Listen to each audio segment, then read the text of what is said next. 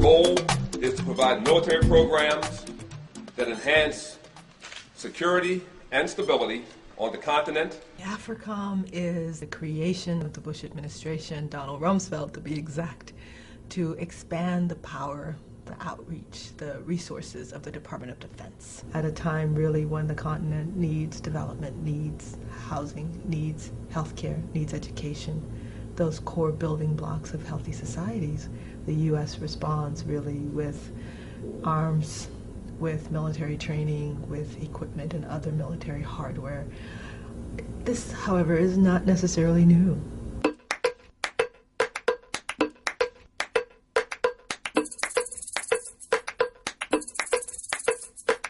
The dark and tragic history of the Congo with the return to Leopoldville of the Polish Premier Lumumba, following his capture by crack commandos of strongman Colonel Mobutu.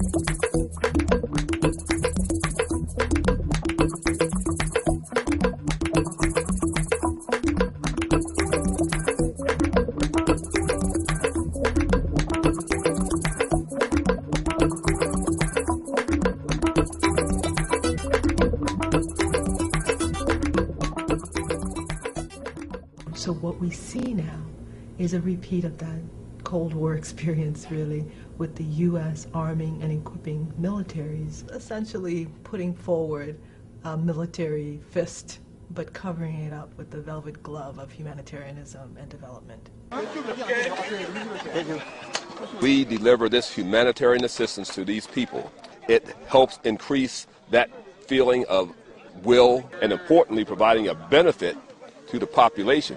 If there ever was a situation where AFRICOM personnel had to choose between protecting American interests or providing peace and stability to the African people, and we know that this choice will come up a lot, what are they going to choose?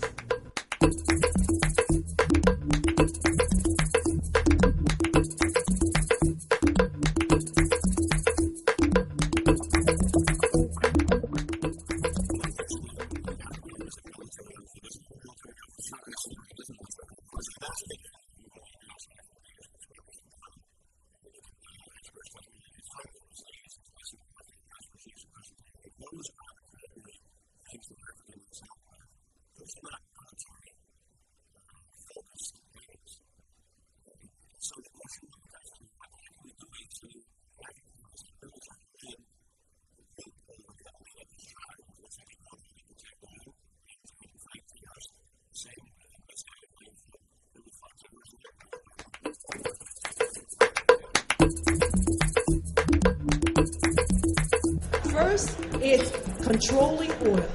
Africa has now, as of December 2007, surpassed the Middle East as a source for U.S. oil. And we know, just as the case with Iraq, where there's oil, there's military might. The second is containing China.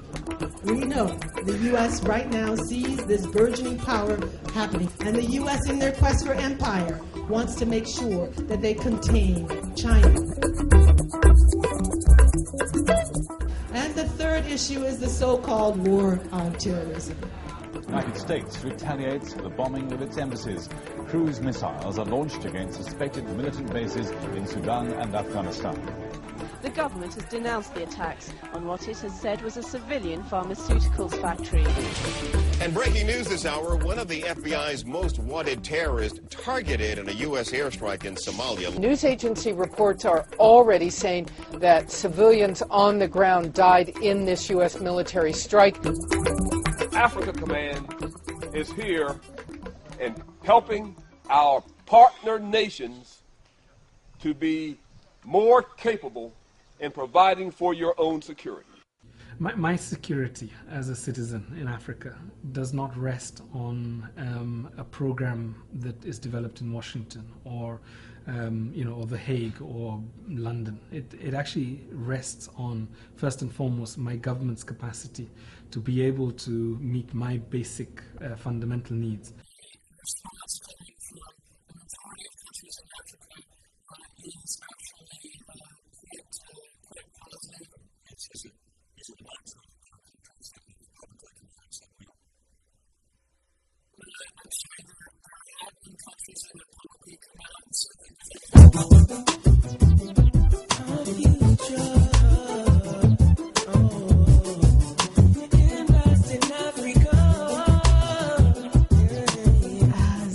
someone who has one foot on each side, one foot on the African side, understanding the impact of militarism on women and children on the African continent, as someone who's here in the U.S. and seeing the impact of militarism on particularly black and brown communities here in the U.S., I think it is critical for us to begin to raise our voices to say that we demand in the 21st century a different way, a way that does not see people as invisible, a way that puts people and human needs first. Check, check, 1, 2. Dropping truth bombs, saying no to AFRICOM. Sons, setting the example. Come on. When we say invest in Africa, people sit back and laugh at you. All they hear about is them genocides and massacres. Listen to the isms and schisms they see on television. So they say the only solution is foreign intervention. Militarism, see the vision, building more prisons and mass detention for the citizens who start resisting. We needin' healthcare, infrastructure, education. We sick of warfare, coup d'etats and starvation. Puppet regimes, imperialistic schemes. Invest in bullets and bombs instead of in human beings. I spit it like Martin King and tell you I have a dream that Africa's finally free of violence and poverty.